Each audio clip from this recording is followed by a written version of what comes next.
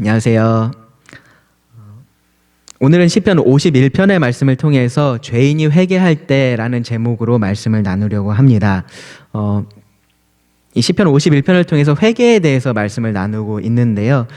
처음에는 죄인이 죄를 지을 때 어떻게 죄를 짓는지에 대해서 말씀을 드렸었고요. 지난 시간에는 죄인이 그럼 회개할 때 어떻게 이 회개가 시작되는지에 대해서 말씀을 드렸었습니다. 죄인이 회개할 때는 언제든지 자기 욕심에 미혹되어서 죄를 범합니다. 그리고 그 죄를 숨기려고 노력을 합니다. 어떻게든 그 죄를 숨기려고 하고요. 그렇게 하기 위해서 다른 죄를 범하는 것도 서슴지 않습니다. 우리는 죄를 지을 때 내가 원하는 것을 할 수 있는, 그래도 괜찮은 나만의 왕국에서 왕 행세를 합니다. 그런데 죄인이 회개할 때는 그것이 달라집니다.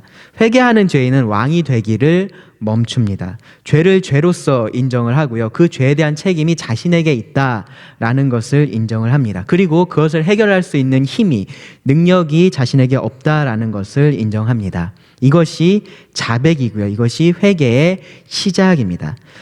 만약에 우리의 회개가 이 자백에서만 끝나게 되면 그것은 후회는 되겠지만 회개는 될 수가 없습니다. 스스로 해결할 수 없는 문제를 가지고 있다라는 것을 알고 있는 것만큼 힘든 것은 없습니다. 그렇게 되면 죄책감만 커지게 되고요. 더 큰 죄의 수렁으로 빠질 수도 있습니다. 사실 사탄은 종종 그리스도인들을 이렇게 넘어뜨립니다. 자신의 죄를 인정하고 그 죄에 대한 책임이 자신에게 있고, 그리고 그 죄를 해결할 수 있는 힘이 자신에게 없다라는 것을 인정하는 것은 회개의 시작입니다. 그렇게 자신을 올바르게 바라봤다면 이제는 하나님을 바라봐야 합니다. 그 하나님께 온전한 죄 문제의 해결과 회복이 있기 때문에 그렇습니다. 이 죄의 문제를 해결하고 온전히 회복되기를 바라는 것, 그 내용이 바로 시편 51편입니다. 그리고 그 근간에 있는 것이 무엇이냐면 하나님이 어떤 분이신지, 그리고 이 시편 51편의 저자인 다윗이 하나님을 어떻게 그렇게 바라보고 있는지, 그렇게 이해하고 있는지입니다. 시편 51편이 회개의 시편으로서 지금까지 우리들에게 남아있는 것, 하나님께서 이 시편 51편을 성경에 기록되게 하신 이유는 다윗이 제일 큰 죄를 지었기 때문에 그런 것이 아닙니다. 다윗이 하나님께서 원하시는 그 회개의 모습을 보였기 때문에 지금까지 우리들에게 남아있는 것입니다. 그리고 우리도 그렇게 회개하기를 하나님께서 원하시기 때문에 시편 51편이 우리들에게 있는 겁니다. 그래서 우리가 이 시편 51편을 읽을 때 중요한 것은 무엇이냐면은 어떻게 다윗이 하나님을 바라보고 이해하고 있는지를 보는 겁니다. 그것이 회개가 무엇인지, 이 진정한 회개가 무엇인지를 이해하는 데 있어서 가장 핵심적입니다.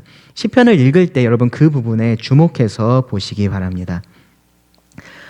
시편 51편은요, 크게 나누어 보면 두 부분으로 나누어 볼 수 있습니다.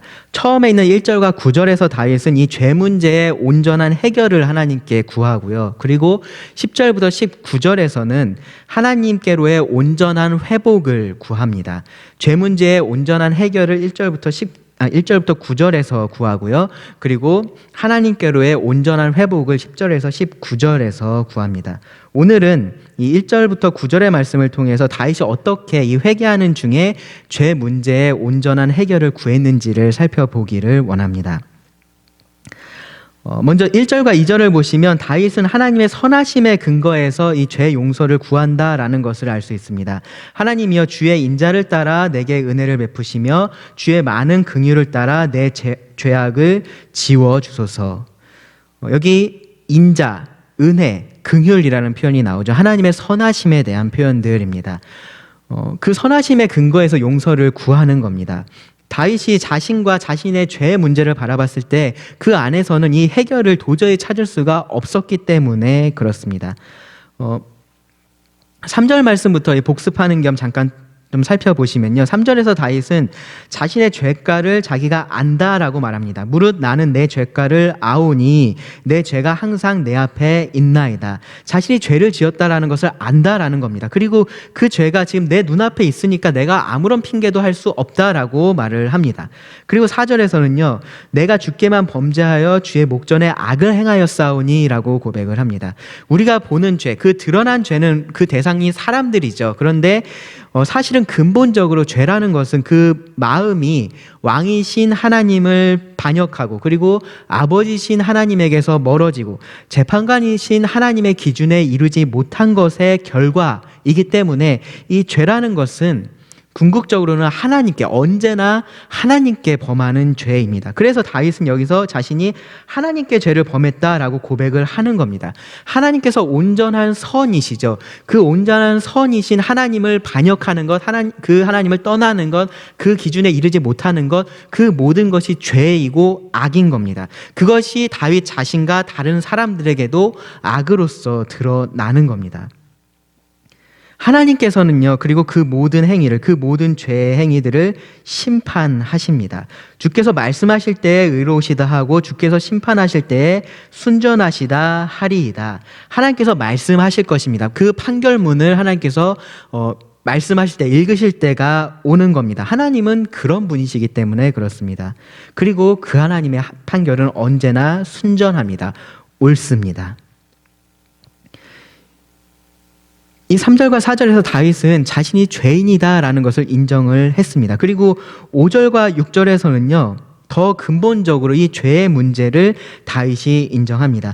자기가 평소에 잘했었는데 그리고 앞으로도 잘할 건데 그냥 잠깐 실수해서 이런 죄, 요 하나의 죄를 범한 게 아니다라고 말합니다. 자신은 본래 그렇게 죄의 본성을 가지고 있는 죄인이다라고 고백을 합니다. 5절이 그 말씀이죠. 내가 죄악 중에 출생하였으며 어머니가 죄 중에 나를 잉태하였나이다. 그리고 6절에서는요. 보소서 주께서는 중심이 진실함을 원하시오니 내게 지혜를 은밀히 가르치시리이다. 여기 사실 5절 앞에도 보소서가 있는데요. 그러니까 무슨 말이냐면 5절에서 다윗은 하나님 보십시오. 저는 원래 이런 죄인입니다 라고 말을 하는 거고요. 6절에서는 하나님 보십시오. 근데 하나님께서 원하시는 것은 이 중심에 있는 진실함, 하나님의 지혜입니다 라고 말을 하는 겁니다. 하나님은 저에게 이러한 선한 것들을 원하시는데 하나님 보십시오. 제 안에는 어떠한 선한 것도 있지 않습니다 라고 고백을 하는 겁니다. 이것이 죄의 문제입니다. 이것이 죄의 문제입니다. 공의로우신 재판관 앞에 서서 자신을 변호할 수 있는 어떠한 증거도 없고요. 어떠한 논리도 없습니다. 자신의 죄가 바로 앞에 있고요. 이 마음을 아는 재판관이 있기 때문에 자신의 그 어떠한 죄의 동기를 정당화할 수도 없고요. 다시는 미래에는 내가 앞으로는 다시는 이러한 죄를 짓지 않겠다라고 그렇게 단언할 수도 없는 겁니다. 그러면 이 죄에 대해서 뭐를 할 수 있을까요? 이것이 죄인들이 가지고 있는 궁극적인 고민입니다. 해결할 수 없는 그런 문제입니다. 뭐를 할 수 있을까요? 세상이 제시하는 해결책은 뭐냐면요. 뭐라도 해라입니다. 뭐라도 해라. 네가 뭐라도 하면 그래도 좀 나아지지 않겠냐라는 겁니다. 그런데 성경이 제시하는 해결책은 다릅니다. 성경은 우리가 아무것도 할 수 없다는 그 사실을 인정을 하고 그 죄의 문제를 해결할 수 있는 유일하신 하나님께 나아오라라고 말합니다. 그것이 성경이 말하고 있는 죄 문제의 해결입니다. 이 1절과 2절에서 다윗이 구하는 것을 이제 여러분 주의 깊게 보시기 바랍니다. 하나님이여 주의 인자를 따라 내게 은혜를 베푸시며 주의 많은 긍휼을 따라 내 죄악을 지워주소서. 나의 죄악을 말갛게 씻으시며 나의 죄를 깨끗이 제하소서.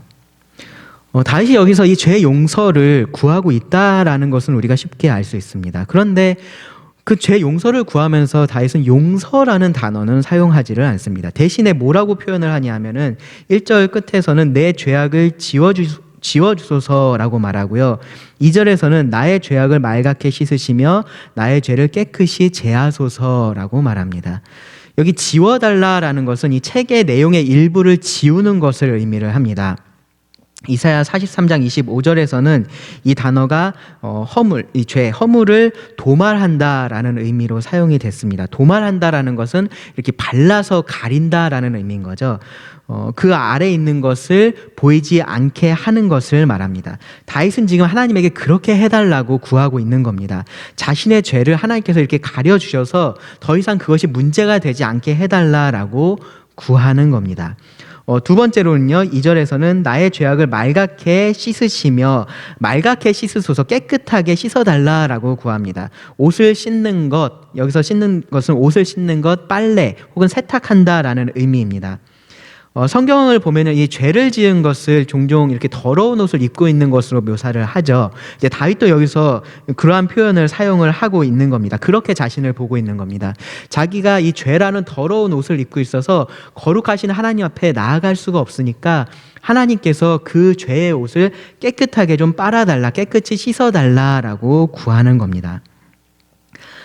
그리고 세 번째로는요, 깨끗이 제하소서라고 말합니다. 나의 죄를 깨끗이 제하소서. 제사적인 용어로서 정결의식을 의미를 합니다. 하나님께 나아가는 자들은 의식적으로 부정하지 않은 상태에 있어야만 했었잖아요. 그래서 다윗은 이렇게 여기서 하나님께서 그렇게 자신을 정결하게 해달라라고 구하는 겁니다. 다 용서를 구하는 표현인데 그냥 용서해 주십시오라고 말하지 않고요. 이렇게 표현을 하고 있습니다. 다윗에게 무언가 잘못된 게 있다라는 거죠. 책으로 치자면은 틀린 글자가 그 안에 있는 거고요. 옷으로 치면은 오물이 묻어 있는 겁니다. 제사로 치면 그가 부정한 상태에 있었다라는 겁니다. 이 표현들은 공통적으로 무엇을 가리키냐면 다윗이 온전한 상태에 있지 않았다라는 것을 의미를 합니다. 그가 본래 의도한 모습, 하나님께서 본래 원하셨던 그러한 모습에서 벗어나 있다라는 것을 의미를 합니다. 죄라는 것이 하나님 앞에서 우리를 그러한 상태로 만듭니다.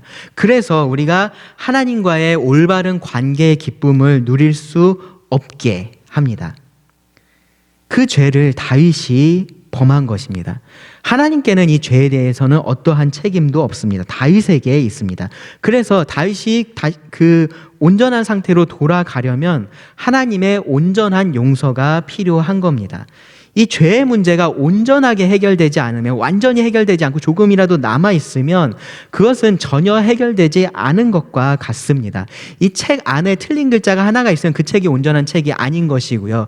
이 옷 안에 조금이라도 더러운 것이 묻어있으면 그것은 온전한 깨끗한 옷이 아닌 것인 것입니다. 그래서 다윗은 그러한 표현을 사용을 합니다. 지워달라, 씻어달라, 제해달라. 그래서 온전한 용서, 완전한 용서를 하나님께 구하는 겁니다. 이 동일한 표현들이 7절부터 9절에서도 반복해서 사용이 됩니다. 그 순서가 정반대로 기록이 되어 있는데요. 7절부터 9절에서는 다윗이 그 같은 표현들을 사용하지만 그 결과를 언급을 하면서 지금 다윗 자신이 구하고 있는 것이 무엇인지를 조금 더 정확하게 밝힙니다. 7절에 보시면 우슬초로 나를 정결하게 하소서, 내가 정하리이다. 나의 죄를 씻어주소서, 내가 눈보다 희리이다. 우슬초라는 거 우리가 구약 성경을 읽다 보면 가끔씩 보게 되는 그러한 식물인데요. 이렇게 묶어서 붓처럼 사용할 수 있는 그러한 식물이었습니다. 그래서 출애굽할 때 문 주위로 피를 바를 때 사용했던 것이 이 우슬초였고요. 그리고 제사할 때 정결의식으로서 그렇게 정결의식을 행할 때 그렇게 사용되기도 합니다. 특별히 이 나병으로 인해서 격리됐던 사람들이 이제 깨끗해져서 몸이 나아서 다시 회복될 때에 이 정결의식을 할 때 우슬초가 사용이 되기도 했습니다. 그렇게 우슬초를 통해서 정결의식을 행하고 나면 이제 이 사람은 이제 정해진 사람으로서 대우를 받았던 거죠. 다시 이 하나님의 백성 그 공동체 안에서 생활을 할 수 있게 됐고요. 다시 하나님께 나아가서 예배를 할 수 있게 되었던 겁니다. 다윗은 그렇게 하나님께서 자신을 온전하게 용서를 하셔서 이 죄로부터 자유롭게 되어서 다시 하나님을 예배할 수 있기를 구하고 있는 겁니다. 그렇게 하나님께서 해주시면 자신이 눈보다 더 희게 온전히 거룩하게 그렇게 될 수 있을 것이다 라고 말합니다. 그리고 8절에서 말하는 것처럼 다시 한번 즐겁게 하나님을 예배할 수 있을 것이다 라고 합니다. 8절, 내게 즐겁고 깊은 소리를 들려주시사 주께서 꺾으신 뼈들도 즐거워하게 하소서. 하나님께서 이 다윗의 죄가 용서되었다, 너의 죄가 사해졌다라고 말씀을 하신다면 그것이 다윗에게는 무엇보다도 더 즐거운 소리였을 겁니다. 기쁜 소리였을 겁니다. 다윗은 여기서 자신을 이 주께서 꺾으신 뼈다라고 표현을 하는데요. 시편 32편에 보시면 32편에 보시면 그것도 다윗의 시인데요. 다윗이 범죄한 후에 회개하기 전까지 자신의 상태를 이렇게 표현을 했었습니다. 시편 32편 3절과 4절에 기록이 되어 있습니다.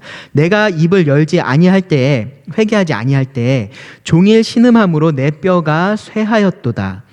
주의 손이 주야로 나를 누르시오니 내 진액이 빠져서 여름 가뭄에 마름같이 되었나이다.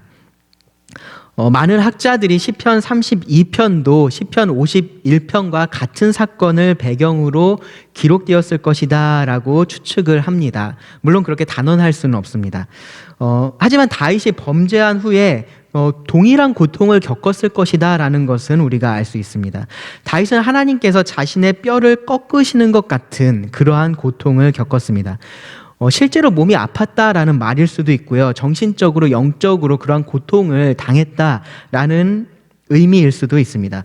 뭐가 되었든지요. 그런 고통의 시간이 이제 기쁨으로 바뀌게 되는 것, 그것은 언제 가능하냐 하면 오직 하나님께서 그의 죄를 온전히 용서해 주셔야지만 가능합니다. 여기서 우리 잠깐 사울의 모습을 좀 생각해 볼 수 있습니다. 사울이 하나님의 말씀을 온전히 순종하지 않고요, 그의 죄에 대해서 변명만 늘어났을 때 사무엘은 하나님께서 사울 왕을 버렸다라고 그렇게 선언했습니다. 그러니까 이제 사울이 약간 이렇게 회개하는 듯한 그런 모습을 보이면서 용서를 구하는데요. 근데 그것을 이제 사무엘이 거절을 하죠. 그러니까 사울이 이렇게 말을 했었습니다. 사무엘상 15장 30절에 보시면 사울이 이르되 내가 범죄하였을지라도 이제 청하옵나니 내 백성의 장로들 앞과 이스라엘 앞에서 나를 높이사 나와 함께 돌아가서 내가 당신의 하나님 여호와께 경배하게 하소서 하더라. 이 말은요, 사울이 진정한 회개가 무엇인지, 하나님이 어떤 분이신지를 전혀 이해하지 못하고 있었다라는 것을 보여줍니다. 그는 하나님을 경배하기 전에, 예배하기 전에 회개가 필요하다라는 것을 알지 못했습니다. 하나님께 나아가면서, 하나님을 예배하러 나아가면서 내가 범죄하였을지라도 라고 말할 수 없습니다. 내가 범죄하였고 여전히 그 죄를 가지고 있지만 하나님을 예배합니다 라고 말을 할 수가 없습니다. 범죄하였기 때문에 회개하고 하나님의 용서를 구하고 하나님께서 용서해 주시면 그제서야 하나님께 예배할 수 있는 것이 맞습니다. 그것이 올바른 순서입니다. 사울은 그것을 몰랐고요, 다윗은 그것을 알고 있습니다. 그래서 여기서 그렇게 하고 있는 겁니다. 다시 하나님께 기쁨의 예배를 드리는 것, 다른 하나님의 백성들과 함께 그렇게 예배하는 것은 그냥 내가 범죄하였을지라도 할 수 있는 것이 아니라 하나님께서 그를 정결하게 하시고 그 죄를 씻어주시고 용서해 주셔야만 가능하다라는 것을 다윗은 알고 있었습니다. 9절에서처럼요, 하나님께서 이제 그의 죄에서 얼굴을 돌이키시고 그의 모든 죄악을 지워주셔야만 가능한 겁니다. 그러면 중요한 것은 뭐냐 하면요, 하나님께서 그렇게 하시겠냐라는 거죠. 하나님께서 그렇게 죄를 용서해 주시겠냐라는 겁니다. 죄를 심판하시는 그 거룩하신 하나님께서 그렇게 하시겠냐라는 겁니다. 당연히 하나님께서 그렇게 하셔야만 하는 분은 아닙니다. 사실 사람 사이에서 생각해도 그렇습니다. 죄 지은 사람은 죄 용서를 당연한 것으로 여기면 안 됩니다. 용서를 구할 수는 있죠. 용서를 구할 수 있습니다. 그런데 그 용서받는 것을 당연하게 여기면 오히려 그만큼 용서받는 것이 어렵습니다. 사람 사이에서도 그렇습니다. 다윗은 하나님의 온전한 용서를 구하면서 내 죄악을 지워주소서, 말갛게 씻으소서, 깨끗이 제하소서와 같은 이러한 표현들을 사용을 했다라고 말씀을 드렸습니다. 그런데 무엇보다 먼저 사용한 표현이 있습니다. 1절에 나오는데요. 하나님이여 주의 인자를 따라 내게 은혜를 베푸시며, 내게 은혜를 베풀어 달라라고 구했습니다. 용서를 받는 것은 은혜를 받는 겁니다. 내가 회개했고 용서를 구했으니까 당연한 결과로서 용서를 받는 것, 용서를 얻어내는 것이 아니다라는 겁니다. 죄로부터의 회개는 죄인이 할 수 있는 최선이고요. 나머지는 하나님께서 하셔야 하는 겁니다. 하나님께 달려있는 문제입니다. 하나님께서 은혜를 베푸셔야 그 죄 문제가 온전히 해결이 된다라는 겁니다.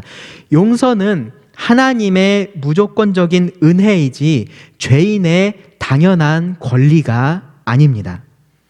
그래서 다윗은 1절에서 하나님께 이렇게 회개의 기도를 시작한 겁니다.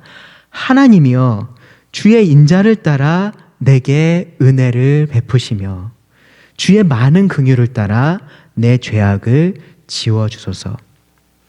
다윗은 용서를 은혜로 표현했을 뿐만 아니라 그것을 가능하게 하는 두 가지 근거를 언급을 했습니다. 하나는 주의 인자, 하나님의 인자하심이고요. 다른 하나는 하나님의 많은 긍휼입니다. 주의 인자하심과 하나님의 긍휼하심이 우리가 하나님께 은혜를 구할 수 있는 그러한 근거가 된다라는 겁니다. 주의 인자라는 것, 우리가 잘 아는 헤세드입니다. 언약에 근거한 하나님의 신실하심, 변하지 않는 사랑을 의미를 합니다. 사랑의 약속인 거죠. 다윗은 하나님의 이 언약의 백성 중에 한 사람으로서 이러한 하나님의 인자하심에 지금 호소를 하고 있는 겁니다. 그렇다고 해서 이 하나님의 백성이니까, 하나님의 언약을 받은 언약의 백성이니까 다윗이 하나님의 은혜를 요구할 수 있는 그러한 권리가 생긴 것은 아닙니다.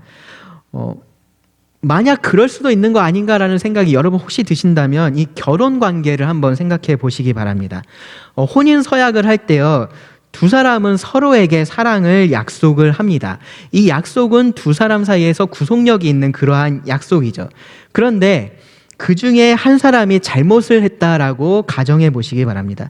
잘못을 한 사람이 와서 용서를 구해야겠죠. 용서를 구합니다.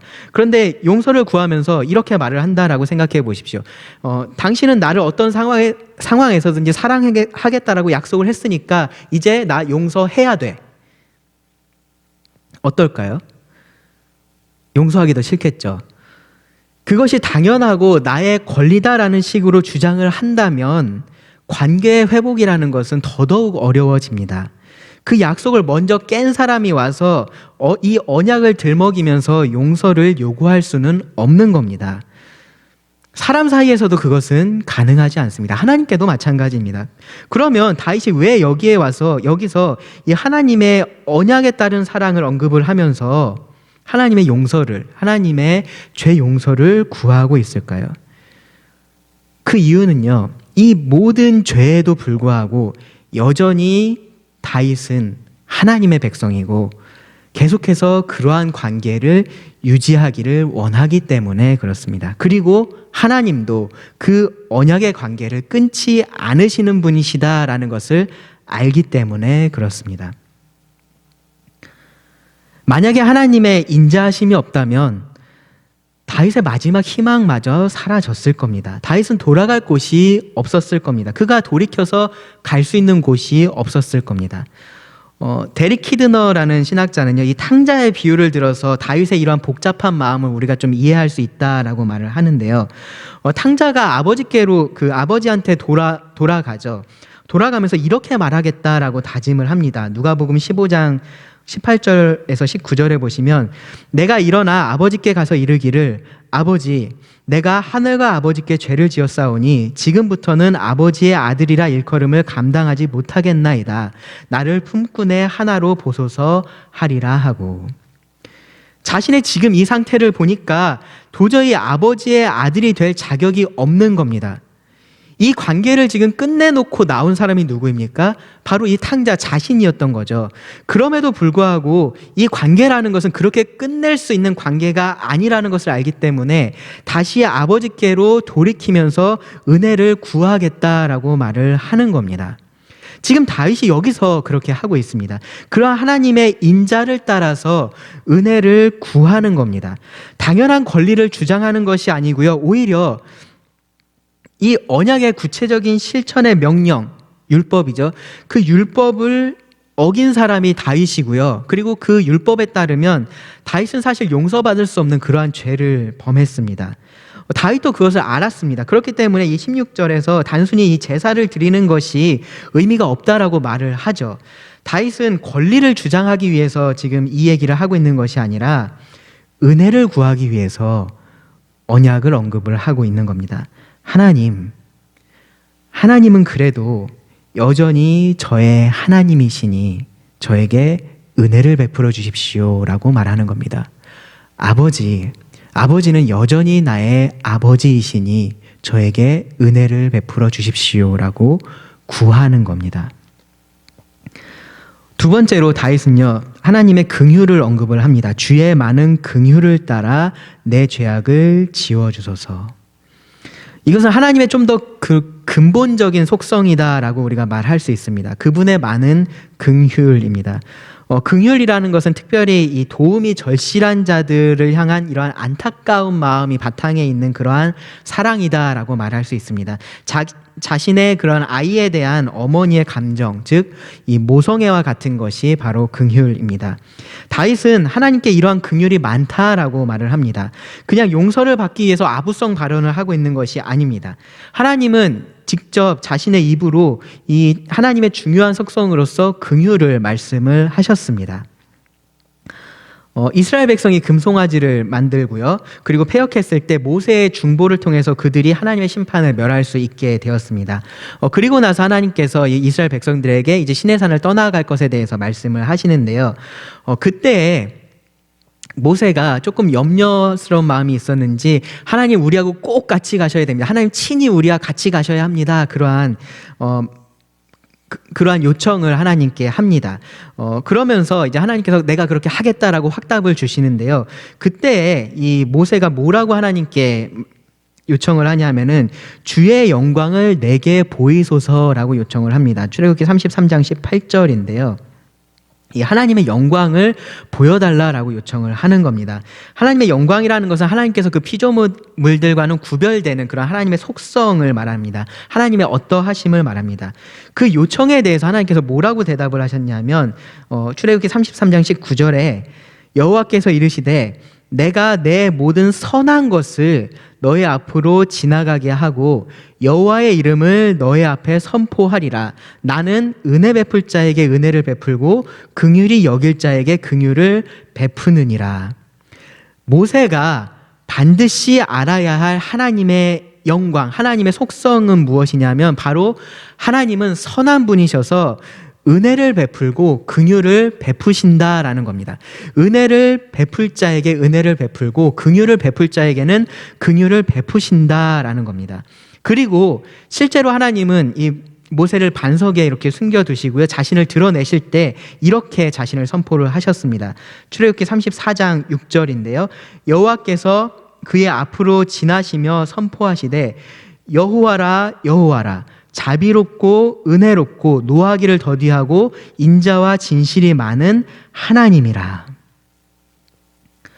이스라엘 백성들에게 앞으로도 이 금송아지와 같은 사건이 또 있을 겁니다. 이 하나님의 백성들이 하나님을 반역하는 일들이 있을 겁니다. 진정한 하나님의 백성이라면 그것을 원하지는 않았겠죠. 근데 반복적으로 그들은 넘어질 것이고요. 하나님께 죄를 범하게 될 것입니다. 하나님께서 그것을 알고 계셨던 겁니다. 그리고 그때 죄를 범했을 때에 반드시 기억해야 할 것이 무엇이냐 하면 바로 하나님은 긍휼한 분이시다라는 것이었습니다. 하나님은 긍휼이 많으시다라는 사실을 반드시 기억을 해야만 했습니다. 그래야지 하나님께로 돌이킬 수가 있는 겁니다. 하나님은 우리가 약하고 부족하다라는 것을 이미 알고 계십니다. 여러분, 우리가 넘어질 때마다 하나님이 놀라실까요? 아니, 어떻게 넘어질 수가 있어? 내가 그렇게 너를 사랑하는데, 내가 너를 그렇게 의인으로서 선포했는데 어떻게 넘어질 수가 있어? 그렇게 놀라실까요? 쟤는 또 어떻게 저렇게 넘어질 수 있지? 전에도 그랬었는데 또 그러네. 쟤는 구제불능이네. 아, 진짜 내가 다 부끄럽네. 하나님 그러실까요? 그러지 않으십니다. 하나님은 알고 계십니다. 우리가 얼마나 연약한 자들인지를, 우리가 진토뿐임을 하나님은 알고 계십니다. 그리고 그런 우리들에게 선을 나타내시는 분이 하나님이십니다. 하나님은 긍휼하신 분이십니다. 죄인이 회개하면서 하나님께 돌이킬 때 바랄 수 있는 것은 이 하나입니다. 하나님의 긍휼입니다. 하나님의 긍휼하심에 정말로 필사적으로 매달려야만 합니다. 그럴 때 온전한 죄 문제의 해결을 경험할 수가 있습니다. 여러분, 다윗의 죄를 한번 다시 생각해 보시기 바랍니다. 정말로 끔찍한 죄입니다. 다른 사람의 아내를 빼앗았죠. 그 사람을 속이고요. 그 사람을 죽였습니다. 자신을 믿고 따르는 그 충직한 부하들을 이 죄에 관여하게 만들었습니다. 왕으로서 자신의 나라에 큰 위험을 가져왔습니다. 만약에 다윗이 이러한 하나님의 긍휼하심을 몰랐다면 다윗은 그 죄에서 평생 헤어나오지를 못했을 겁니다.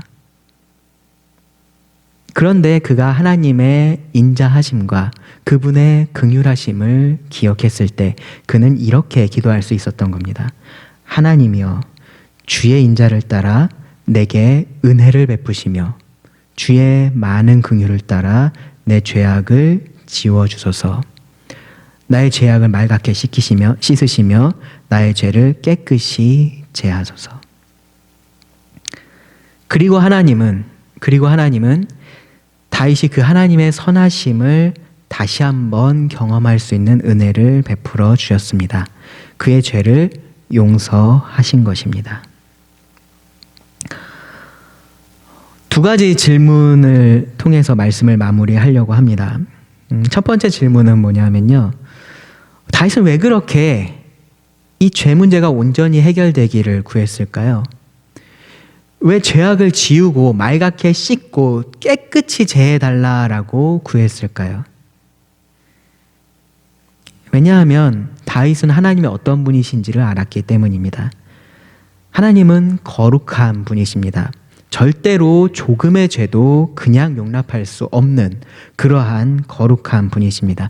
하나님께 나아가려면 모든 죄의 문제가 해결되어야지 그냥 어느 정도만 해결되면 될 수 있는 문제가 아닙니다. 그래서 다윗은 그렇게 죄 문제가 온전히 해결되기를 구했던 겁니다. 그래서 하나님을 믿는 자라면요, 죄 문제를 절대로 가볍게 생각해서는 안 됩니다. 구원받을 때 죄의 문제를 심각하게 인식하는 것이 필요하죠. 그런데 계속해서 그렇게 해야 되는 겁니다. 계속해서 하나님이 빛 가운데 계신 것처럼 우리들도 그 빛 가운데 거해야 하는 겁니다. 구원받은 자들은 빛 가운데 행하는 사람들, 자신의 죄를 자백하는 그러한 자들입니다. 하나님은 그들을 계속해서 예수 그리스도의 피로 깨끗하게 하십니다. 어차피 용서받은 죄다라는 생각을 혹시나 하고 계신다면 그러한 생각들을 버리셔야 됩니다. 그런 가벼운 죄는 없습니다. 그 죄 때문에 하나님의 아들 예수 그리스도께서 죽으셨습니다. 우리는 죄에서 멀어지려고 노력을 해야 되고요. 이 범한 죄에 대해서 반드시 회개하고 돌이켜야 합니다. 그래야 빛 가운데 계신 하나님께 나아갈 수가 있습니다. 두 번째 질문은요. 다윗은 왜 그렇게 하나님의 긍휼을 구했을까요? 다윗은 왜 그렇게 하나님의 긍휼을 구했을까요? 하나님이 어떤 분이신지 알았기 때문입니다. 그리고 그 외에는 죄를 해결할 수 있는 방법이 없다라는 것을 알았기 때문입니다. 자기 스스로 죄를 해결할 수가 없었습니다. 하나님 앞에서 어떠한 권리도 그가 주장할 수가 없었습니다. 그가 바랄 수 있는 것은 단지 하나님께서 그를 불쌍히 여기셔서 죄를 용서하시는 것, 그것 하나뿐이었습니다. 그것이 다윗에게 기쁜 소리, 복음이었습니다. 사실 이것이 우리 모두에게 복음이기도 합니다. 하나님은 죄인인 우리를 불쌍히 여기십니다. 그래서 예수님을 통해서 우리가 용서받을 수 있는 그 길을 열어주셨습니다. 온전한 죄 문제의 해결의 길을 하나님께서 만들어 주신 겁니다. 이 복음이 그리고 우리들에게 전해졌습니다. 그런데 이 복음의 은혜를 경험하는 자들은 하나님의 긍휼을 구하는 자들입니다. 다윗처럼 자신의 죄, 그리고 그 죄에 대한 자신의 책임, 그리고 무능력함을 인정하고 하나님 앞에 빈손으로 나와서 이 하나님의 긍휼을 구하는 자들, 그들이 진정으로 회개하는 자들이고요. 그들이 이 복음, 기쁨을 누릴 수가 있는 겁니다. 이것은요, 이미 믿는 자들도 마찬가지입니다. 삶에서 반복되는 죄에 대해서 하나님의 긍휼하심을 여러분 구하셔야 됩니다. 그 죄가 우리를 아버지와 누릴 수 있는 그 온전한 기쁨에서 멀어지게 만들기 때문에 그렇습니다. 여러분 혹시 그게 괜찮으신가요? 그것이 괜찮다면 정말로 문제가 있는 겁니다. 회복되기를 간절히 원해야 됩니다.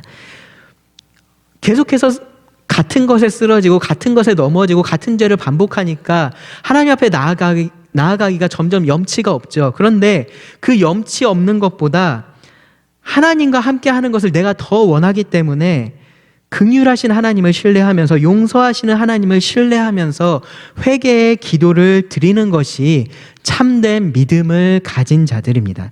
그것이 긍휼하신 하나님이 원하시는 마음의 회개입니다. 죄인이 회개할 때 하나님은 어떻게 하십니까?